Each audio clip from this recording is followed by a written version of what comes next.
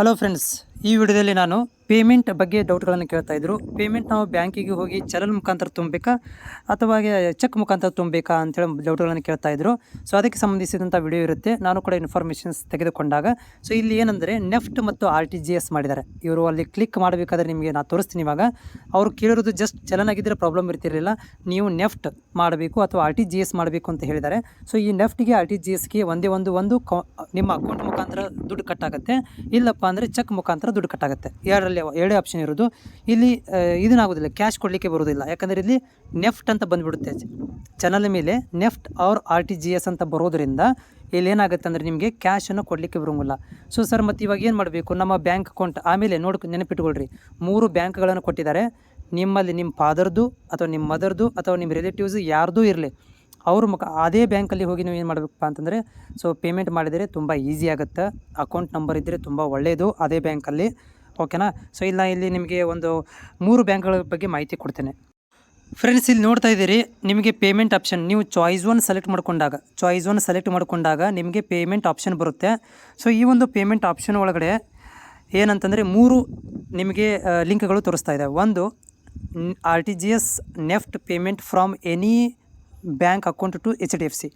ಯಾವುದಾದ್ರೂ ನೆಫ್ಟ್ ಮತ್ತು RTGS ಯಾವುದೋ ಬ್ಯಾಂಕಿಂದ HDFCಗೆ ಮಾಡ್ತಾಯಿದ್ದೀರಾ ಅಂತ ಕೇಳ್ತಾ ಇದೆ. ಇನ್ನೊಂದು ಕೇಳ್ತಾ ಇರೋದಂದರೆ RTGS NEFT payment for any bank account to Indian bank. So ನೀವು ಇಂಡಿಯನ್ ಬ್ಯಾಂಕಿಂಗ್ ಮಾಡಲಿಕ್ಕೆ ಬಯಸ್ತೀರಾ?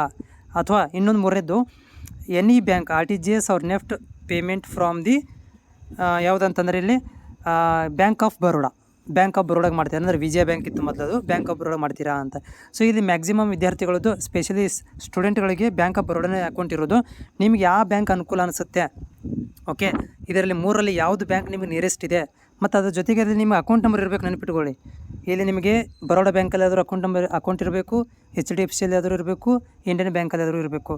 ಸೊ 3ರಲ್ಲಿ ಅಕೌಂಟ್ ಇದ್ದರೆ ನಿಮ್ಗೆ ತುಂಬ ಒಳ್ಳೆಯದು. ಯಾಕಂದರೆ ಇಲ್ಲಿ ಏನಾಗುತ್ತೆ, ನಿಮ್ಮ ಅಕೌಂಟ್ ಥ್ರೂ ನೀವು ನೆಫ್ಟ್ ಮಾಡ್ಬೋದು, RTGS ಮಾಡ್ಬೋದು. ಅಲ್ಲಿ ಬರೆದು ಕೊಟ್ಟು ಚಲನ್ ಪ್ಲಸ್ RTGS ಅಂತ ಬರೆದು ಕೊಟ್ಟು ನಿಮಗೆ ಬ್ಯಾಂಕಲ್ಲಿ ಇನ್ ಕೇಸ್ ನಿಮ್ಮಲ್ಲಿ ಚೆಕ್ ಇದ್ದರೆ ತುಂಬ ಒಳ್ಳೆಯದು. ನಿಮ್ಮ ಫಾದರ್ದು, ಮದರ್ದು, ಬ್ರದರ್ದು ಇದೇ ಬ್ಯಾಂಕಲ್ಲಿ ಚೆಕ್ ಇದ್ದರೆ ತುಂಬ ಒಳ್ಳೆಯದು. ಚೆಕ್ ಇಲ್ಲಪ್ಪ, ಏನು ಮಾಡಬೇಕಂತಂದರೆ ಬ್ಯಾಂಕಿಗೆ ಹೋಗಬೇಕು, ಅಲ್ಲಿ ನಿಮ್ಮ ಅಕೌಂಟ್ ಇರಬೇಕು, ಅದರಲ್ಲಿ ನಿಮ್ಮ ಅಮೌಂಟನ್ನು ಡಿಪಾಸಿಟ್ ಮಾಡಬೇಕು. ಅಥವಾ ಆಲ್ರೆಡಿ ಬ್ಯಾಲೆನ್ಸ್ ಇದ್ದರೆ ನೀವು RTGS ಅಥವಾ ನೆಫ್ಟ್ ಮಾಡಬೇಕಾಗತ್ತೆ. ಅದು ನಿಮಗೆ ಬ್ಯಾಂಕಲ್ಲಿ ಸಿಗುತ್ತೆ ಸ್ಲಿಪ್ಪು, RTGS ನೆಫ್ಟ್ ಅಂತ ಒಂದು ಸ್ಲಿಪ್ ಸಿಗುತ್ತೆ.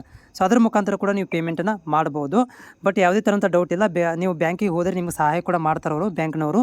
ಇದಕ್ಕೆ ಏನು ಮಾಡಬೇಕು ಅಂಥೇಳಿ ಅವರು ನಿಮಗೆ ಗೈಡ್ ಮಾಡ್ತಾರೆ, ತೊಂದರೆ ಇಲ್ಲ. ಬಟ್ 5ನೇ ತಾರೀಕು ತನಕ ಟೈಮ್ ಇದೆ ನಿಮಗೆ. ಸೋಮವಾರ ದಿನ ಬೆಳಿಗ್ಗೆ ಹೋಗಿ ಸೊ ನೀವು RTGS ಅಥವಾ ನೆಫ್ಟನ್ನು ಮಾಡಿಬಿಡಿ. ಈ 3ರಲ್ಲಿ ಬ್ಯಾಂಕ್ ಅಕೌಂಟ್ ಇರಬೇಕು ನಿಮ್ಮದು, ಅಂದರೆ ತುಂಬ ಈಸಿ ಆಗುತ್ತೆ. ಅಥವಾ ನಿಮ್ಮದಿಲ್ಲ ಅಂತಂದರೂ ಯಾರ್ದಾದ್ರೂ ಸಿಸ್ಟರ್, ಬ್ರದರ್ ಅಥವಾ ಫಾದರ್, ಮದರ್ದು ಇದ್ರೂ ತುಂಬ ಒಳ್ಳೆಯದು. ಈಸಿಯಾಗಿ ಅವ್ರ ಅಕೌಂಟ್ ಥ್ರೂ ನಿಮ್ಮ ಅಮೌಂಟನ್ನು ಡಿಡಕ್ಟ್ ಮಾಡಿಸ್ಬೋದು.